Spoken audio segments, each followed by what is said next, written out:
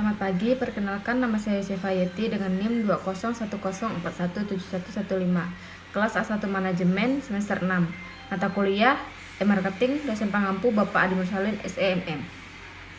Baik, di sini saya akan menjawab soal-soal dari UAS atau ujian akhir semester dengan soal yang pertama yaitu bagian A. Sebutkan alasan atau 3 aktivitas online utama yang umumnya dilakukan oleh konsumen. Jawaban yang pertama yaitu 1. A. Sebuah proses transaksi yang dilakukan melalui media perantara berupa situs-situs jual beli online atau jaring sosial media yang menyediakan barang atau jasa yang diperjualbelikan. Pelaku pembeli online terdiri dari 3 hal, yaitu visiting atau search. Calon pembeli mengakses situs e-commerce. Kunjungnya dilakukan setelah mengidentifikasikan kebutuhan yang ingin dibeli. Namun ada pula yang hanya sekedar ingin meluangkan waktunya melihat produk, jasa atau promo yang ditawarkan pihak e-commerce.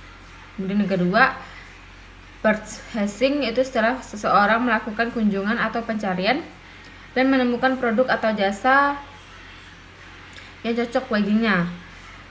Kemudian ia akan melakukan pembelian. Ada beberapa hal yang melatar belakangi melakukan pembelian seseorang di situs e-commerce. Pertama, seseorang melakukan pembelian karena memang membutuhkan barang atau jasa tersebut. Kedua, seseorang melakukan pembelian karena memang membutuhkan barang atau jasa yang tersebut dan dengan ketertarikan promo yang ditawarkan oleh penyedia layanan e-commerce. Kemudian yang ketiga, multi channel.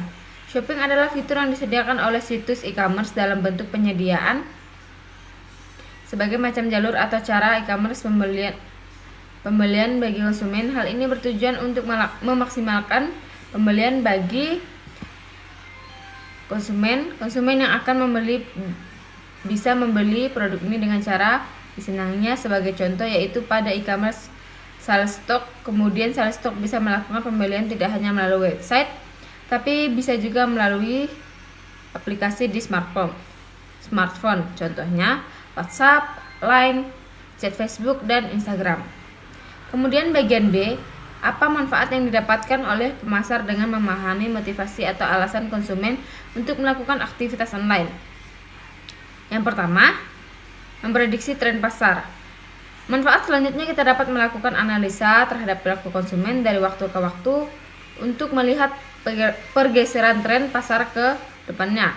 Kemudian yang kedua, mempertahankan loyalitas konsumen. Jika konsumen sudah jatuh hati terhadap satu produk, maka konsumen akan melakukan pembelian terus-menerus terhadap produk tersebut. Maka dari itu kita perlu mempertahankannya agar konsumen loyal terhadap produk kita. Yang ketiga, meningkatkan nilai daya saing dengan kompetitor. Tentu saja sangat banyak kompetitor produk di luar sana. Ada yang menawarkan keunggulan dari segi harga atau pelayanan. Nah, yang perlu diingat kesadaran terhadap suatu merek dan kualitas. Suatu merek akan lebih berpengaruh daripada sekedar harga murah atau promo. Kemudian yang keempat, meningkatkan pelayanan kepada konsumen. Dengan memahami perilaku konsumen, kita dapat memberikan pelayanan kepada konsumen sesuai dengan kebutuhan dan ekspektasi konsumen. Kemudian soal yang kedua, nomor 2, apa kontribusi internet pada relevansinya dengan strategi atau pemasaran? Internet marketing menjadi cara yang paling mudah atau murah untuk mencapai target pasar perusahaan, terlepas dari ukuran bisnis, baik bisnis besar maupun kecil. Setiap perusahaan punya kesempatan yang sama. Relevansi internet marketing dan platform konsumen. Internet marketing mendorong penggunaan saluran komunikasi baru yang menutupi lingkaran antara konsumen dan merek atas sebuah brand.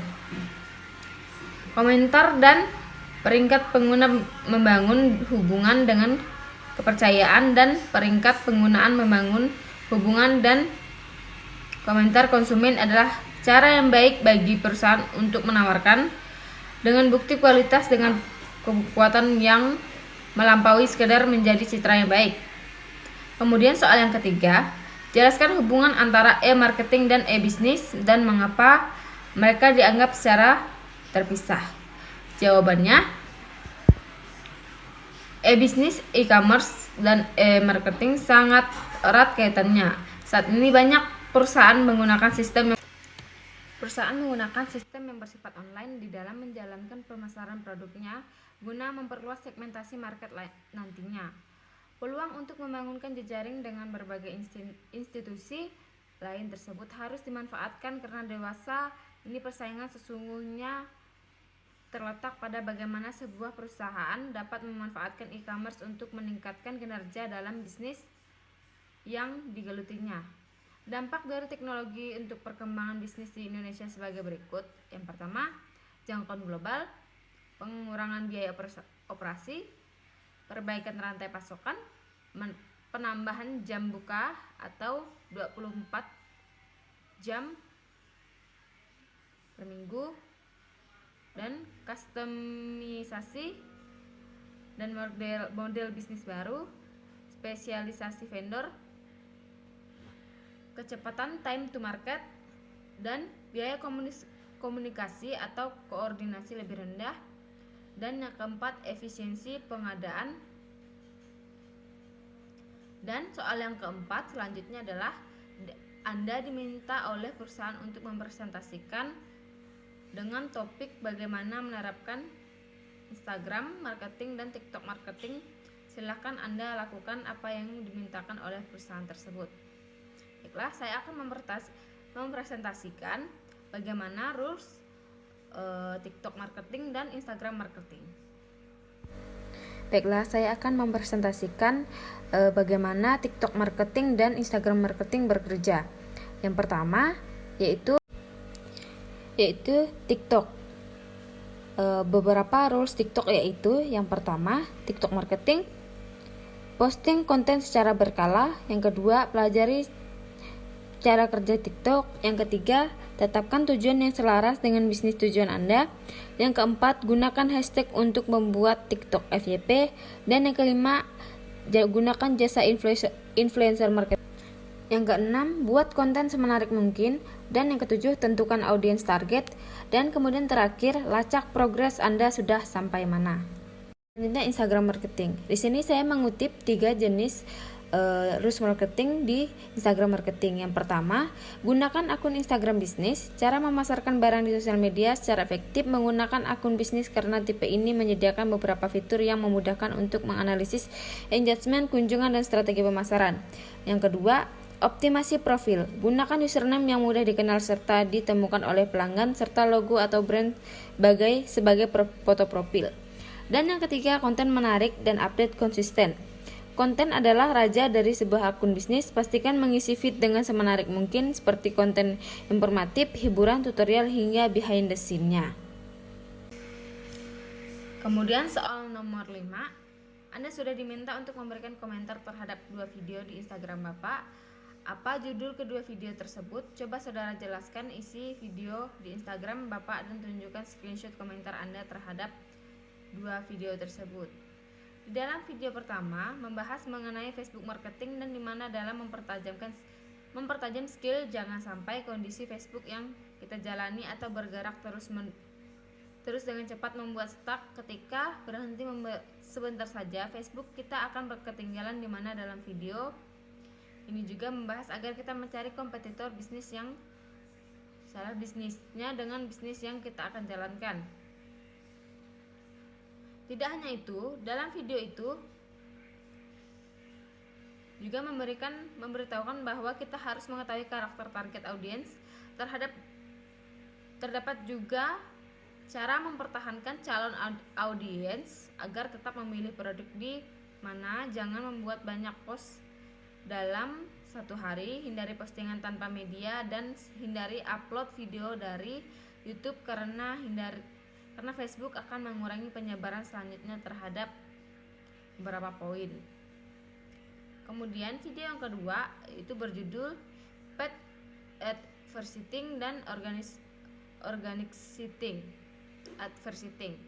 Isi videonya adalah advertising adalah Anda beriklan dan Anda membayar mereka. Itu contohnya beriklan di koran, televisi, iklan media cetak lainnya. Sedangkan organic advertising adalah Anda memberikan dan tidak perlu membayar atau bersifat gratis. Contohnya, status di Facebook, Twitter, di Instagram yang bersifat gratis.